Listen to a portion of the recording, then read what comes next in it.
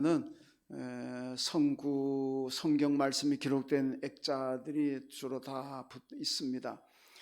우리 교회도 새 가족이 등록하신다거나 이사하시고 하면 교회가 준비한 성구판 그걸 가지고 가서 또 이렇게 걸고 그렇게 합니다. 다 성경 말씀을 기록하는 거죠. 근데 이 예수 안 믿는 분들의 집안에 가보면은 주로 어떤 액자들이 많이 붙어 있냐면은 가화만사성이다 이런 액자가 많이 붙어 있죠. 가정이 화목하면 만사성, 만사가 잘 이루어지고 잘 된다. 가정이 화목하면 만사가 형통하게 된다. 뭐 그런 의미의 말씀입니다. 사실 이게 뭐 가정뿐이겠습니까? 가정도 마찬가지고 회사 어느 단체 어느 소모임이든 대모임이든 간에 뭐 심지어 교회까지도 다 마찬가지입니다. 화목하면 모든 일이 잘 됩니다. 그냥 술술 순풍에 돛단 듯이 잘 굴러갑니다. 근데 화목하지 못하고 갈등하고 다투고 시기하고 질투하고 끌어내리려고 그러고 이 화목하지 못하면은 될 일도 잘 안 됩니다. 다 되어 가다가도 일이 다 안 되고 수포로 돌아가는 경우도 얼마든지 나올 수가 있습니다. 그래서 화목이 참 중요하다. 잠언 17장 1절에도 보면은 마른 떡 한 조각만 있고도 화목하는 것이 제육이 집에 가득하고 다투는 것보다 나으니라 이렇게 말씀합니다. 그러니까 날마다 고기 반찬 먹고 등심 안심 먹고 뭐 엄마 조기 반찬 먹고 뭐 하얀 쌀밥 먹고 요즘은 하얀 쌀밥보다는 잡곡밥이 더 비싸다고 합니다. 하여튼 뭐 잡곡밥을 먹든지 쌀밥을 먹든지 고기 반찬 그렇게 정말 진수성찬을 차려놓고 먹으면서 다투고 불화하는 것보다는 차라리 마른 떡 한 조각 넣고 된장 고추장 하나 넣고 꽁독 보리밥을 먹더라도 그게 더 복이다. 왜냐? 화목하는 것이 참 중요하다는 말씀입니다. 오늘 본문의 말씀도 바로 화목에 대한 말씀을 하고 있는데 누구와 화목해야 되느냐? 우리가 가장 먼저 화목해야 될 분은 하나님과 화목해야 된다. 이것을 본문이 말씀하고 있습니다. 오늘 본문 21절에 보면은 너는 하나님과 화목하고 평안하라. 그리하면 복이 내게 임하리라. 이렇게 말씀합니다. 먼저 우리가 하나님과 화목하면은 내게 평안이 있고 내게 복이 임한다. 이렇게 말씀합니다. 여러분 평안하게 살기를 원하십니까? 하나님께 주시는 풍성한 복을 받아 누리며 살기를 원하십니까? 그렇다면 하나님과 화목하십시오. 화목하면 이 축복이 우리에게 다 임할 줄로 믿습니다. 오늘 21절 말씀은 제가 사실 지난 11월 1일 날 아침에 제가 온 전 교인에게 보낸 메시지의 말씀입니다. 제가 매달 1일 아침 되면은 전 교인에게 문자 성경 말씀폰 띄워드리는데 11월 달에 보낸 말씀이 바로 오늘 21절입니다. 너는 하나님과 화목하고 평안하라. 그리하면 복이 내게 임하리라. 이 말씀 아마 다 받아보셨을 겁니다. 여러분 하나님과 불화하게 되면은 일이 다 틀어집니다. 일이 잘 안 된다는 겁니다. 그러나 하나님과 화목하면은 잘 된다 그랬으니까 여러분 모두가 하나님과 화목하시기를 주님의 이름으로 축원합니다. 근데 어떻게 하면 하나님과 화목할 수 있을까요? 그게 중요한 방법론으로 들어가야 됩니다. 이제는 자 오늘 말씀 보면은 먼저 하나님의 말씀을 마음에 두어야 하나님과 화목하다 그랬습니다. 따라합시다. 하나님의 말씀을 마음에 둡시다. 자, 오늘 22절 말씀인데 22절 같이 읽습니다. 청하건대 너는 하나님의 입에서 교훈을 받고 하나님의 말씀을 내 마음에 두라. 아멘. 하나님의 말씀을 우리 마음에 두라는 것은 이 말씀을 늘 기억하고 묵상하고 생각하라는 말씀입니다. 여러분 사람은 생각대로 산다 그러잖아요. 내가 좋은 생각을 늘 하고 있으면 내 삶을 좋게 살아가는 것이고 악한 생각을 늘 하고 있으면 내 삶도 악하게 돌아간다는 겁니다. 늘 남에게 도와줄 생각을 하는 사람은 도와주며 사는 거고 남의 것을 늘 뺏으려고 늘 생각하는 사람은 결국 빼앗으며 사는 겁니다. 어떻게 생각하고 사느냐에 따라서, 어떻게 생각하냐에 따라서 사람은 생각대로 산다는 겁니다. 그러니까 성경이 히브리서 3장 1절에서 너희는 예수를 깊이 생각하라 그러잖아요. 예수를 깊이 생각해야만 예수의 말씀대로 하나님의 뜻대로 살아갈 수가 있습니다. 시편 1편에서 뭐라 그럽니까? 너희는 주야로 하나님의 말씀을 묵상하라 그러잖아요. 밤낮으로 하나님 말씀을 묵상하라. 신명기 6장 말씀 보면은 너는 앉았을 때든지 일어날 때든지 길을 갈 때든지 누웠을 때든지 어떤 때든지 간에 하나님 말씀을 묵상하라 이렇게 말씀합니다. 그러니까 늘 하나님 말씀을 묵상하게 되면 그 말씀대로 살아가게 될 줄로 믿습니다. 하나님 말씀 잊어버리고 기억도 안 하고 사니까 자꾸 악하게 되고 말씀을 떠나는 거지. 여러분 주야로 하나님 말씀 묵상하면 하나님 말씀대로 살아가는 거예요. 그래서 오늘 말씀도 보면은 하나님의 말씀을 내 마음에 두라. 그러면 하나님과 화목하게 된다는 겁니다. 왜? 말씀을 마음에 두니까 말씀대로 살아가잖아요. 그럼 하나님과 이 뭐 세상 말로 찰떡, 이 그다음 말은 좀 성경적이 않아서 좀 세게 하긴 좀 그렇습니다만 하여튼 뭐 찰떡 그다음 알아서 생각합시다. 여러분 레위기 11장에 보면 그 정한 짐승하고 그 다음에 고기 하늘 나는 새들을 얘기하면서 정한 것과 부정한 것 구별하잖아요. 정한 것은 너희가 먹어도 되지만은 부정한 것은 먹지 말아라. 근데 이 동물 짐승을 정한 것과 부정한 구별하는 기준이 몇 가지인데 그 중에 하나가 뭐냐? 되새김질입니다. 그러니까 되새김질을 하는 것은 너희가 먹어도 된다. 근데 되새김질 하지 않는 것은 부정하니까 먹지 말아라. 이게 유태인들은 지금도 철저하게 지킵니다. 여러분 되새김질하는 게 뭡니까? 대표적으로 소입니다. 전 어릴 때 소를 다 먹여봐, 소도 키워봤고 뭐 소 뭐 여물도 다 줘봤고 다 했는데 여러분 소는 밤에 저녁을 먹잖아요. 낮에 가서 꼴 먹잖아요. 그럼 소는 밤새도록 뭘 자꾸 씹어요. 자꾸 씹습니다. 뭐 나쁜 사람 씹는 게 아니고 그냥 자기가 삼켰던 거 다 꺼내가 씹어요. 밤새도록 씹어요. 지금 뭘 저렇게 씹나 싶은데 딴 게 아니고 밤새도 여물을 줘서 씹는 게 아니고 삼켰던 거를 끄집어내가 씹습니다. 이게 되새김질이라는 겁니다. 이 정한 동물이라서 먹어도 된다는 거죠. 여러분 이 말씀은 우리가 신앙인으로서 영적인 되새김질을 하라는 얘기입니다. 그 말씀 뭐냐? 하나님의 말씀을 읽고 들었을 때 그 순간 끝내지 말고 계속 다시 묵상하고 다시 다시 끄집어내가 또 생각하고 끄집어 또 생각하고 주일날 와서 말씀을 들었던 것들 교회 문 밖을 딱 나가면서 잊어버리지 말고 월요일날도 일어나서 말씀 하나님과 화목하라는 말씀 생각해보고 화요일도 일어나서 하나님과 화목하라는 말씀 생각해보고 수요일날도 일어나서 하나님과 화목하라는 말씀 생각해보고 잠깐 시간 많이 가는 게 여기까지만 하겠습니다. 자꾸 되새기는 거예요. 이게 영적인 되새김질입니다. 이런 영적으로 되새김질을 하는 사람이 하나님의 뜻에 맞다. 레위기 11장 말씀대로 정한 그런 사람이라는 말씀입니다. 여러분 내 생각이 악하고 불신앙적이면 하나님과 화목할 수가 없습니다. 그러므로 항상 내 안에 하나님의 말씀을 두어야 합니다. 그래서 하나님의 말씀을 읽고 묵상해야만 늘 내 안에 하나님의 말씀을 둘 수가 있는 겁니다. 온갖 폭력적이고 죄악, 악이 가득한 그런 생각을 내 마음 안에 두게 되면 여러분 나는 결국은 타락한 인간밖에 안 됩니다. 그러나 하나님 말씀을 내 마음에 두면 우리는 하나님의 말씀대로 살아가는 신앙인이 될 줄로 믿습니다. 여러분 역사적으로 사상가, 철학가 모든 현자들의 결론은 이것입니다. 인류 역사는 사람이 생각하는 대로 되었다. 이겁니다. 사람이 생각하는 대로 역사는 발전해 왔다. 그런데 그 생각은 어떤 생각이냐? 긍정적인 생각이라는 겁니다. 부정적이고 악한 생각하는 사람들의 그 생각대로 되어온 것이 인류 역사가 아니고 인류 역사는 언제나 긍정적으로 생각하는 사람들에 의해서 역사가 발전되어 왔다. 이것이 그들의 내린 결론입니다.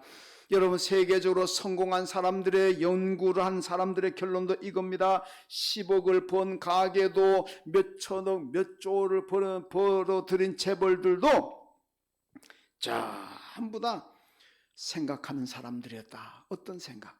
긍정적인 생각, 이겁니다. 이런 부정적인 생각을 해가지고는 그렇게 돈을 벌 수도 없고 성공할 수도 없다는 겁니다. 이 역사를 발전시킨 사람들도, 재벌이 되고 성공한 사람들도 전부가 다 긍정적인 생각을 가진 사람들이었다는 말씀입니다.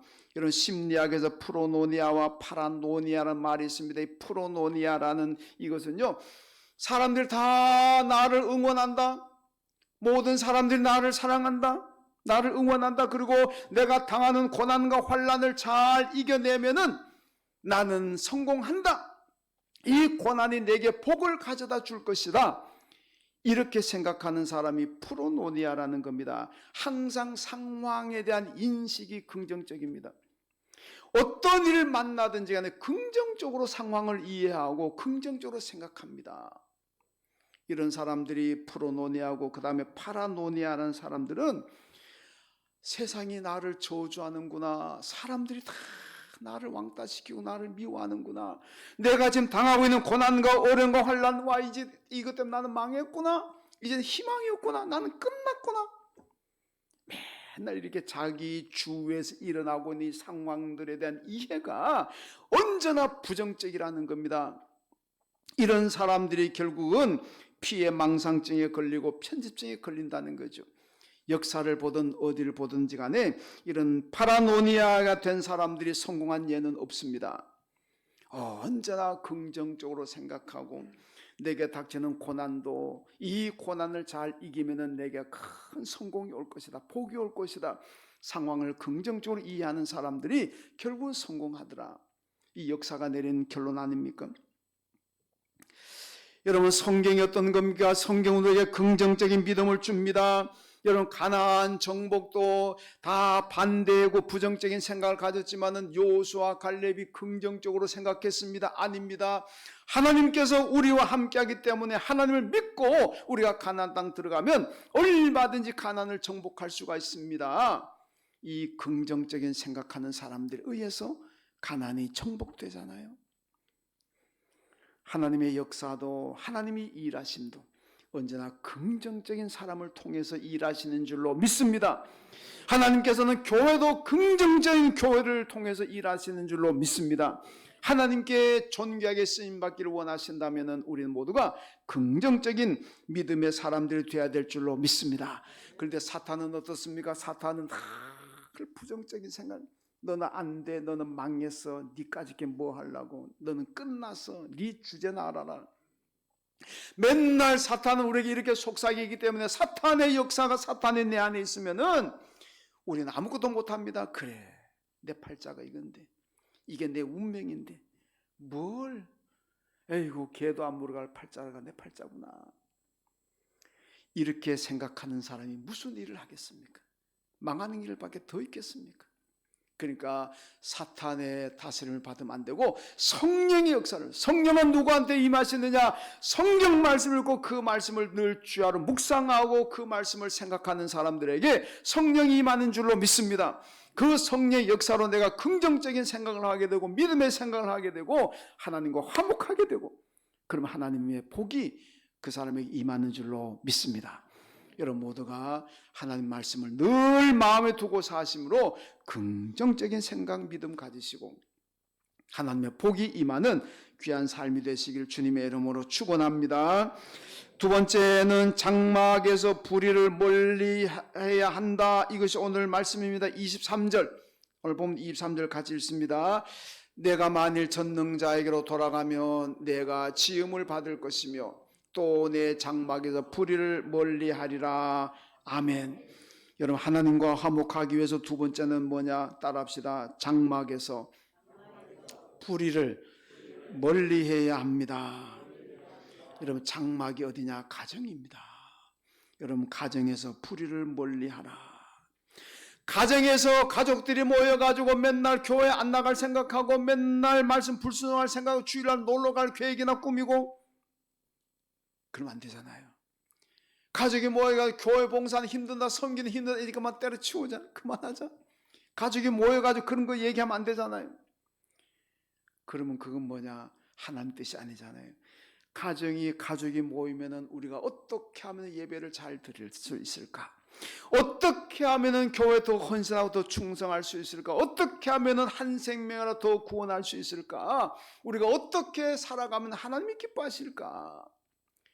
이거를 논의하고 이것을 토론하고 이것으로 마음을 모으는 가정이 얼마나 경건한 가정이, 얼마나 복된 가정이겠습니까? 그런데 어떤 가정 모이면은 꼭 뭐 매주일마다 교회 가려고 그러냐? 이거 좀 건너뛰자. 밥도 건너뛰는데 뭐 예배는 건너뛰면 안 되나? 이거 금년하고 내년 그만두자. 너무 힘들다. 당신도 그만두고 나도 그만두고 우리 다 같이 그만두자. 이렇게 가족들이 이렇게 뭡니까? 이 하나님 편에서 보면 불이잖아요. 이걸 멀리하라. 뭐냐? 더 잘 섬기고 더 잘 믿도록 가족들이 하나로 생각을 합쳐야지. 그렇게 하지 말라는 겁니다. 그럼 어떻게 되나? 온 가정이 복음화돼야 되잖아요. 가족이 다 예수를 믿으면은 그게 됩니다.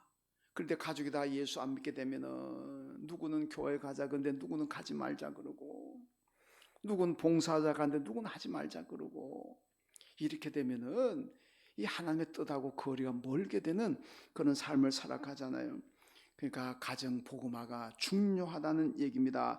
욥기 8장에 보면은 의인의 가정을 하나님께서 형통하게 하신다고 말씀합니다. 여러분, 가정이 다 복음화되고 가정 전부가 다 예수 믿고 의인이 된다면은 좋은 일을 생각할 것이고 하나님을 잘 섬긴 일을 생각할 것이고, 그럼 하나님과 화목하게도 되고, 그리고 하나님의 축복도 임하게 될 줄로 믿습니다.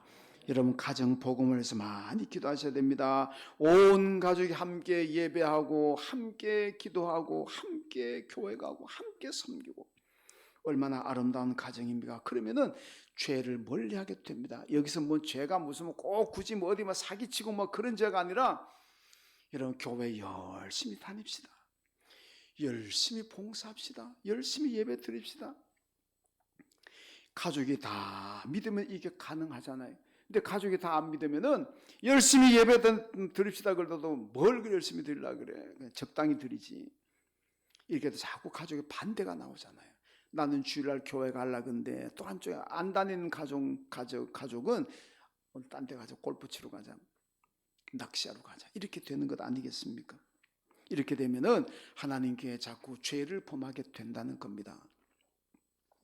사도행전 10장 2절에 보면 고넬료의 가정이 소개되어 있는데, 고넬료의 가정을 이렇게 얘기합니다. 고넬료 가정은 경건하여 온 집안과 더불어 하나님을 경외하며 백성을 많이 구제하고 하나님께 항상 기도했다. 여러분, 고넬료 가정이 정말 이상적인 가정 아닙니까? 온 가족이 예수 믿고 항상 예배하고 항상 기도하고 항상 구제하고 항상 기도했다. 여러분, 이런 가정이 정말 복받은 가정이잖아요. 여러분, 어떤 가정들은 종교는 자유인데 지가 알아서 하는 거지, 내가 뭘 그런 거까지 간섭하느냐. 부모도 종교 자유고 자식도 종교 자유인데, 여러분, 종교의 자유를 내세운다는 것은요, 내가 천국에 대한 확신, 영생에 대한 확신이 없다는 겁니다. 천국이고 영생을 믿는다면 어떻게 종교의 자유라 그러면서 방치해 둡니까? 그거 아니잖아요. 여러분, 예수 하나님 앞에서 가장 큰 죄가 뭔지 압니까? 우리가 세상에 나가면은 무슨 살인죄, 뭐 강도죄, 국가적으로 말하면은 뭐 국가 전복죄, 이런 게 가장 큰 죄지만은 하나님께는 그게 큰 죄가 아닙니다. 하나님께는 정말로 용서받을 수 없는 죄가 딱 하나 있습니다. 국가 전복할 사람도 용서받을 수가 있고, 살인자도 용서받을 수가 있고, 강도질하는 사람도 용서받을 수가 있지만은 하나님 앞에 절대로 용서받지 못한 죄 딱 하나 있습니다. 그게 뭐냐? 예수 안 믿는 죄입니다. 다 용서받습니다. 몇십 명 살인한 사람도 회개하면 용서받아요. 세상 법정에서는 용서받을 수가 없겠지만은 하나님께서는 용서하십니다. 회개하면. 그런데요, 절대로 용서받지 못하는 게 예수 안 믿는 겁니다. 그건 용서 못 받아요. 그러니까 예수 믿는다는 것이, 하나님 앞에 가장 큰 죄는 예수 안 믿는 게 가장 큰 죄입니다. 그러니까 여러분, 예수 안 믿는 가족이 있다면 빨리 복음 전해가지고 예수 믿게 만들어야 돼요. 왜? 용서하고 천국 가서 영생해야 되지 않겠습니까? 제가 지난 주간에 극동방송 운전하면 늘 극동방송 틀고 있는데, 극동방송 보니 어떤 여성분이 나와가지고 막, 제가 중간에부터 들었습니다. 앞에는 못 듣고 중간에부터 들었는데, 어떤 분이 돌아가셨는데 너무너무 안타까워하고 우는 거예요. 내가 그분에게 전도해가지고 천국 가게 만들어야 되는데 전도 못하고 예수 영접 못 시키고 돌아가셔가지고 너무 슬프다고. 본인의 어머니나 아버지, 부모인 줄 알았어요. 근데 나중 가서 보니까 자기 친구의 어머니라는 거예요. 친구 어머니가 예수를 안 믿고 돌아가셨는데 그 어머니에게 자기가 전도해가지고 천국 가게 만들어야 돼. 그거 못한 것이 너무너무 후회가 되고 너무너무 가슴 아프다. 그래서 꼭 자기 어머니처럼 와서 방송에서 울더라고요. 제가 그걸 보면서, 아, 이분은 진정으로 그 친구 어머니를 사랑한 사람이구나. 그리고 이분은 천국과 영생에 대한 확신이 있는 사람이구나. 믿음이 정말 완전히 100% 순금 같은 신앙을 가졌구나. 그 생각했습니다. 여러분, 우리 성도들이 하나님 나라와 영생을 믿는다면 불신 가족에게 종교 자유를 말할 수가 있습니까?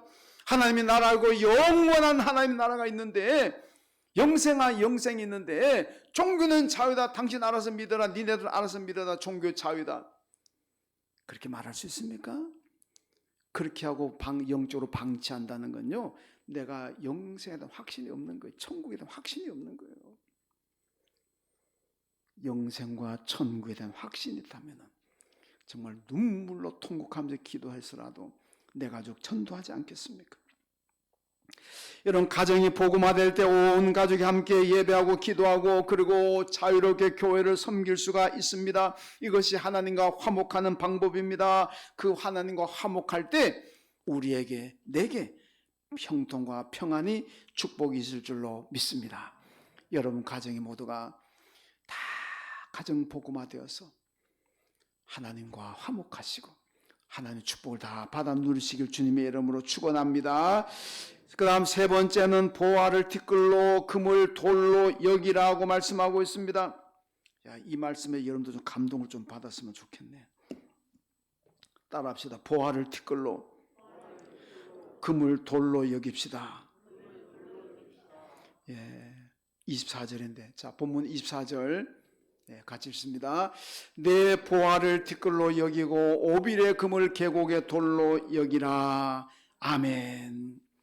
이런 오빌의 금이라는 것은, 이 오빌이 지금 어딘지 학자들이 밝혀내지를 못해요. 구약 성경에 금 얘기하면 오빌 얘기 나오는데 정확히 어딘지 지금 못 밝히고 있습니다. 아마 인도 어디가 아닌가 이런 얘기를 하는데, 이제 다윗과 솔로몬 시대에 보면은 그 오빌의 금을 실어 오기 위해서 에시온 게벨, 이 아카바만의 맨 밑에 보면 그 에시온 게벨이라고 있는데, 이 에시온 게벨에서 배를 만들어 가지고 오빌의 금을 실어 왔다 이렇게 얘기합니다.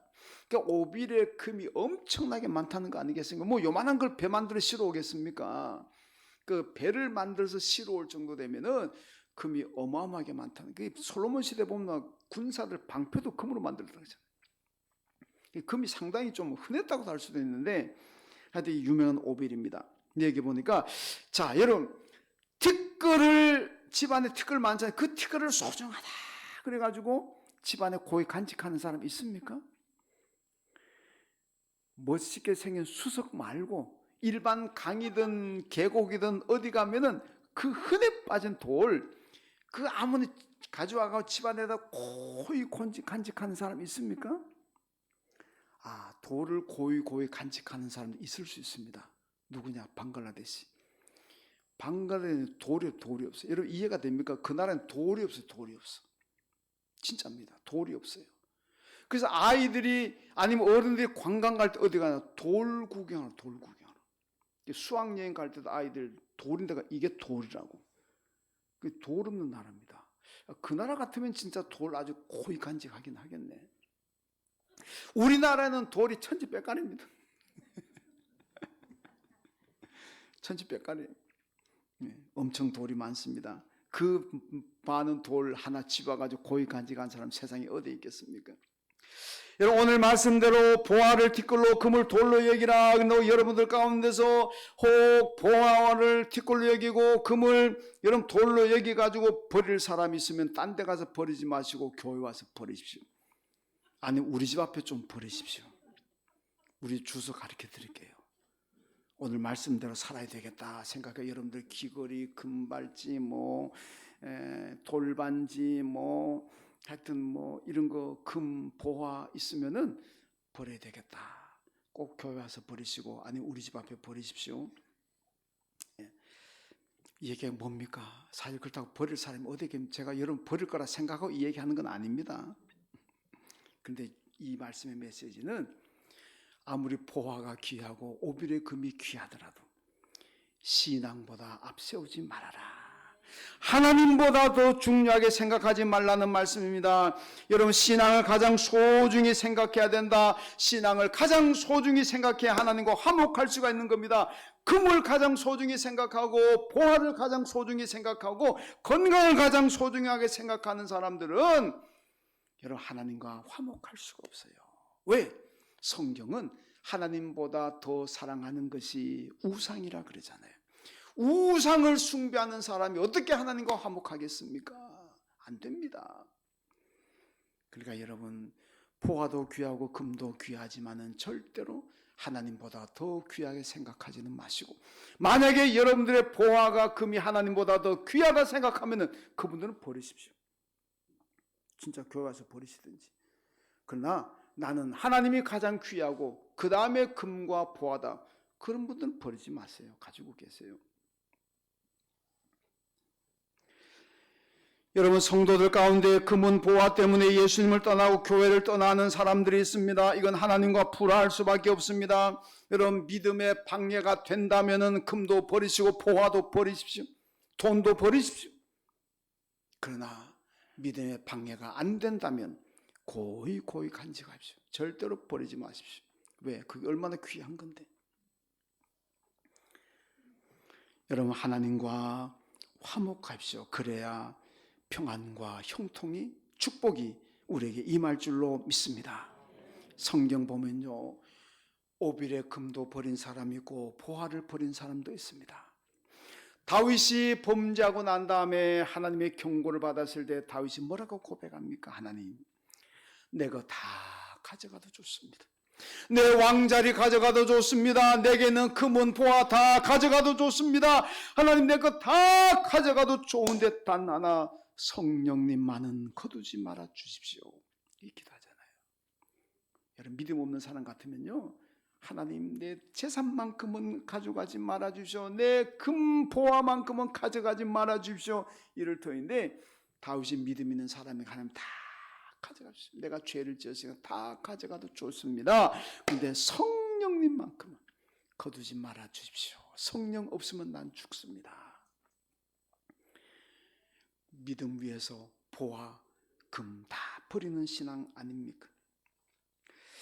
여러분, 하박국이 뭐라 그럽니까? 다 빼앗기 전에 하나님, 우리의 양이 없고 외양간에 소가 없고 감람나무에 포도나무 밭에 사과밭에 복숭아밭에, 물론 복숭아 사과는 성경 안 나옵니다만은 무화과나무 밭에 열매가 없을지라도 나는 여호와 하나님으로 말미암아 기뻐하고 즐거워합니다.